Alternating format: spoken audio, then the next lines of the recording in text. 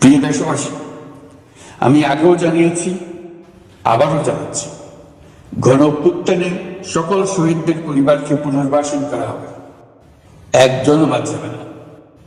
সকল আহত শিক্ষার্থী, শ্রমিক, জনতার চিকিৎসার সম্পূর্ণ ব্যয় সরকার বহন করবে। আহতদের দীর্ঘমেয়াদী এবং ব্যয়বহুল চিকিৎসা এবং শহীদদের পরিবারের দেখাশোনার জন্য স্বাস্থ্য মন্ত্রণালয়ের নেতৃত্বে একটি পূর্ণাঙ্গ তালিকা প্রস্তুত করা হয়েছে।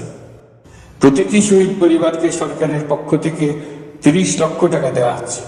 যারা বুলেটের আঘাতে তাদের দৃষ্টিশক্তি হারিয়েছেন, তাদের চিকিৎসার জন্য নেপাল থেকে কর্নিয়া আনার ব্যবস্থা করা হয়েছে এবং যাদের প্রয়োজন তাদেরকে সরকারের পক্ষ থেকে বিদেশে চিকিৎসার জন্য পাঠানো হচ্ছে। জুলাই অভ্যুত্থানের কোনো শহীদ এবং আহত ছাত্র, শ্রমিক, চিকিৎসা সেবা এবং পুনর্বাসন পরিকল্পনা থেকে বাদ যাবে না। এটি অন্তর্বর্তীকালীন সরকারের অঙ্গীকার।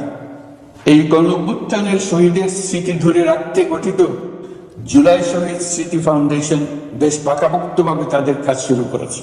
এই ফাউন্ডেশনকে সরকার 100 কোটি টাকা অনুদান দিয়েছে। এছাড়াও জুলাই আগস্ট বিপ্লবে শহীদ পরিবারের পুনর্বাসন ও আহতদের সর্বোত্তম চিকিৎসা নিশ্চিত করার জন্য সমাজ কল্যাণ মন্ত্রণালয়ের পক্ষ থেকে $5 মিলিয়ন একটি বরাদ্দ প্রস্তাব অর্থনৈতিক সম্পর্ক বিভাগের মাধ্যমে বিশ্ব ব্যাংকে পাঠানো হয়েছে।